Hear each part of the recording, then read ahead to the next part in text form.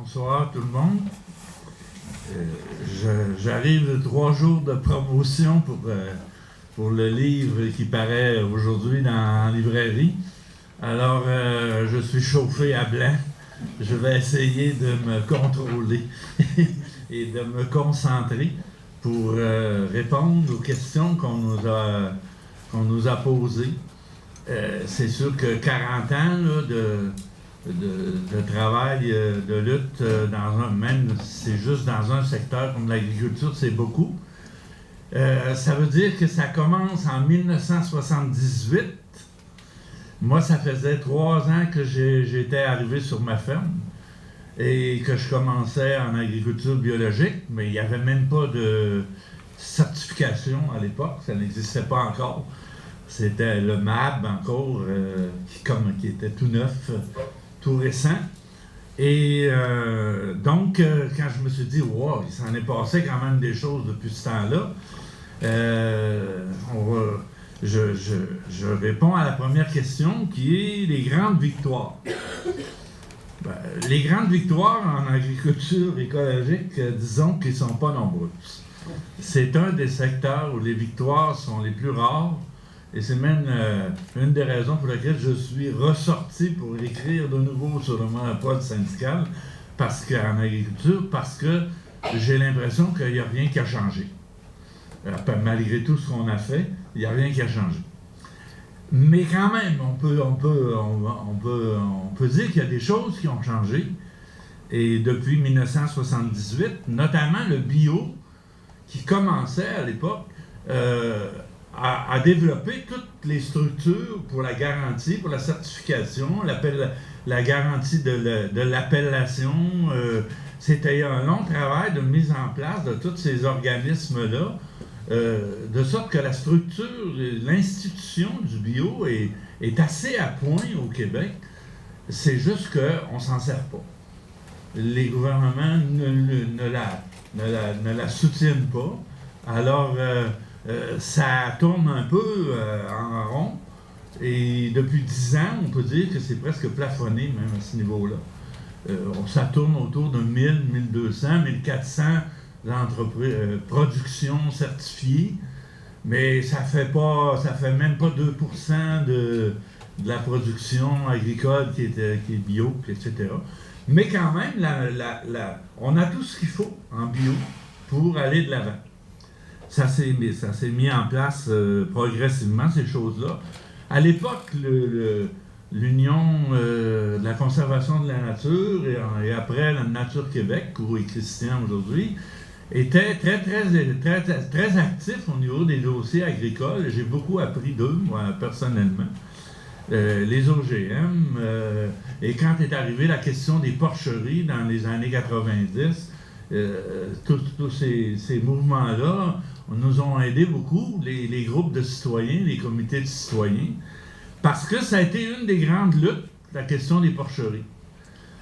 Parce que le modèle de porcherie avec lequel on débarquait dans les campagnes, c'était réellement une révolution dans le mode de production.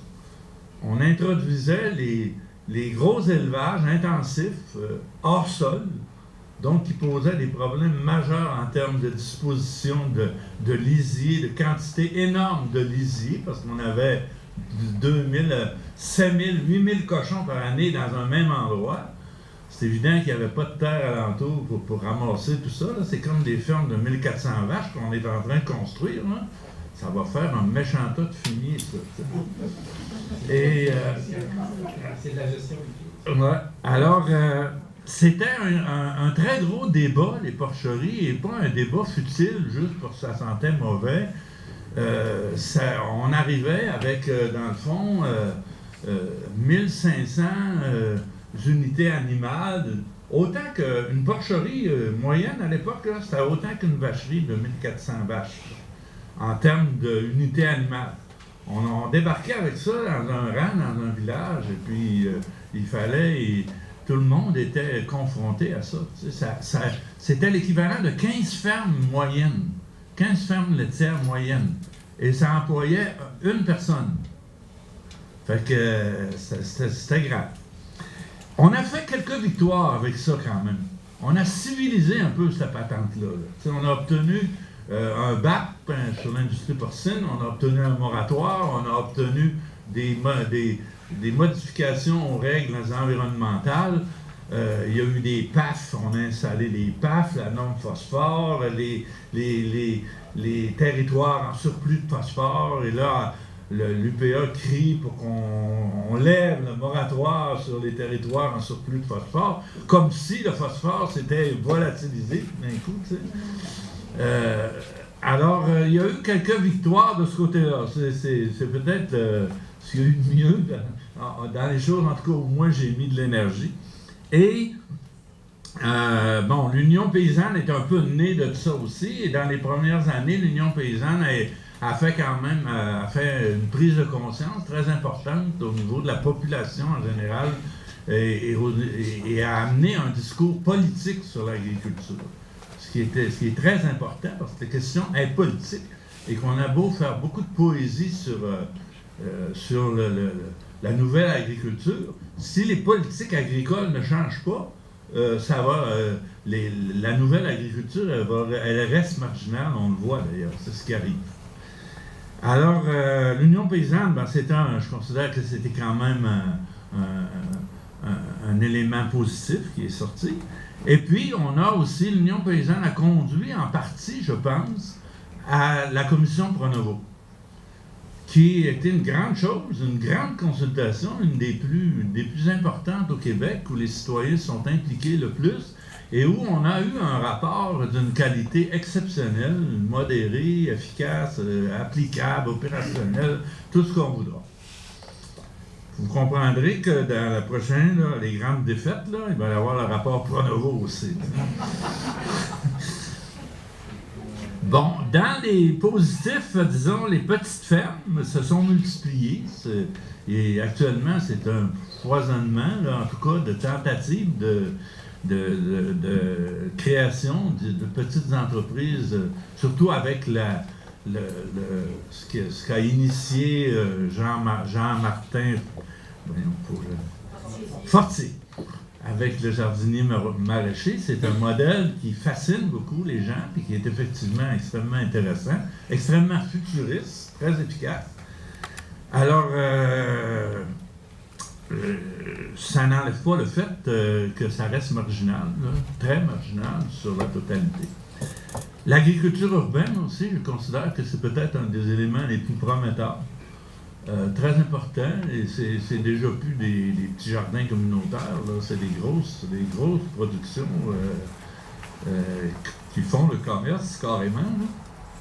Assez que l'UPA et la Coop fédérée ont décidé de s'y intéresser, là, pour collaborer, pour voir quel rôle ils peuvent jouer, et surtout sans doute pour aller chercher la cotisation, tu sais, de ces entreprises-là.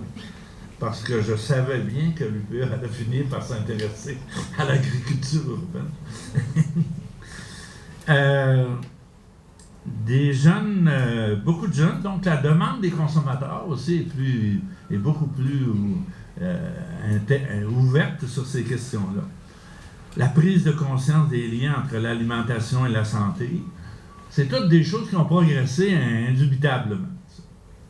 Mais bon, au niveau des défaites, la défaite majeure pour moi, c'est le tablettage systématique du rapport Pronovo. Et encore il y a 2 semaines, dans un supplément du devoir sur l'alimentation, le président Groslot a dit « Nous avons été contre les recommandations du rapport Pronovo, particulièrement sur l'ASRA, sur la mise en marché collective, sur les quotas, sur le zonage agricole, sur la monopole de représentation, ce qui sont les 4 piliers fondamentaux. Et on est toujours contre, parce qu'on considère toujours que c'est des mauvaises idées. » Alors ça en dit extrêmement long. Et ce que ça en dit d'autant plus long que moi, ma conviction profonde, et c'est l'objet du livre que je publie, c'est que le monopole syndical, c'est pas une affaire qui concerne uniquement les agriculteurs, c'est un problème national. L'agriculture, l'occupation du territoire, l'environnement de tout le territoire habité à 95% par les terres des agriculteurs, c'est quelque chose de très, très important. Et actuellement, le monopole syndical et le monopole sur la mise en marché des produits agricoles, 85% des produits agricoles passent par les mains des plans conjoints gérés par les syndicats de l'UPA, fait en sorte que l'UPA a pris un pouvoir énorme, un contrôle très grand sur tout le secteur agricole, de sorte que c'est devenu un verrou. Ça étouffe tout autre modèle, ça étouffe tout ce que les jeunes essayent de faire, ça étouffe la transition écologique qui est urgente en agriculture. C'est devenu un verrou sur la diversification de l'agriculture. Alors à ce moment-là, il faut vraiment s'en occuper et il faut que le grand public... Oui, faut vraiment que le grand public s'en mêle parce que nous autres, on a tout fait, on a fait toutes les batailles et il n'y a rien qui change. Bon, ça c'est le gros point. Les défis, le défi c'est le blocage, comme je dis. Il faut trouver moyen de débloquer le changement en agriculture, la diversification de l'agriculture et la transition écologique en agriculture. On est passé là, en 30 ans de 80% d'autosuffisance alimentaire au Québec à 30% pratiquement. Alors ça veut dire qu'on recule sérieusement.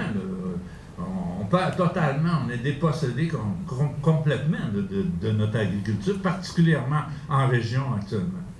Alors ça... c'est un recul, c'est pas non seulement c'est une défaite, mais c'est des reculs énormes en ce moment qui sont là. Et l'espoir, mon Dieu, je pense qu'il faut qu'il y ait une augmentation sérieuse de la pression du grand public auprès des politiciens pour faire évoluer les politiques agricoles. Tu sais, le financement agricole, actuellement, c'est la SRA, c'est donné selon le volume de production. Plus tu produis, plus tu en reçois. Puis si tu es petit, tu n'as même pas accès. Tu es en bas du plancher. Donc ça, c'est clair que ça ne favorise pas la diversification de l'agriculture de proximité, puis etc. La mise en marché collective avec les quotas, ça coûte une fortune. Il y a rien que les gros qui sont capables d'en acheter. Donc, ça concentre toute la production, encore une fois, vers le haut, vers les fermes à 1000 vaches, vers les poulaillers à 200 000 poules, et ainsi de suite. Donc, puis le hors-quota, ils ne veulent pas l'ouvrir. Ils veulent pas ouvrir de hors-quota pour la production de niche, pour la production domestique, la production de proximité. Alors, tous ceux qui veulent faire ça se frappent à un mur. Le zonage agricole, c'est fait pour les gros aussi. Si tu veux faire une ferme de 15 arpents, parce que du maraîcher, on n'a pas besoin de temps, là, mais les magiciens comme Jean Martin ou Annefield, ils ont 1 hectare, même pas 1 hectare, et ça marche. Tu peux pas morceler une ferme pour avoir ce morceau-là. Puis si tu l'as, si tu arrives à le trouver, tu peux pas te construire. Parce que c'est trop petit, puis on croit même pas que tu peux vivre avec ça. Et donc, c'est bloqué aussi de ce côté-là. Et puis la représentation, le monopole de la représentation, c'est clair aussi. T'sais. Il y a une seule association qui a le droit de parler officiellement au nom des agriculteurs. Alors quand moi je suis Jean-Martin Fortier, par exemple, j'entends à Overbeck, le président des céréaliers, qui dit les néonicotinoïdes, on a besoin de ça, puis c'est une question de compétence. Il doit aimer ça, être représenté par l'UPA. Alors, il y a quelque chose qui ne marche pas. C'est clair qu'il y a des réseaux d'agriculture différents qui doivent être représentés équitablement. Et puis, ça ne veut pas dire affaiblir le syndicalisme. Toutes les propositions qui ont été faites sont à l'effet que les agriculteurs continuent à être obligés d'adhérer à un syndicat, de cotiser à un syndicat, mais qu'ils aient le choix entre un syndicat qui est plus adapté à leurs propres besoins. Donc, ça ne détruit pas la force syndicale en agriculture, ça fait simplement la rendre plus adaptée aux conditions actuelles et surtout aux conditions dont on aura besoin pour faire l'agriculture de demain, parce que le modèle en place, là, qu'on favorise, il s'en va direct sur un mur. Ça serait un autre chapitre qu'on pourrait utiliser. Alors voilà, c'est en gros quelques idées rapides sur le sujet, mais c'est clair que c'est rapide. Hein?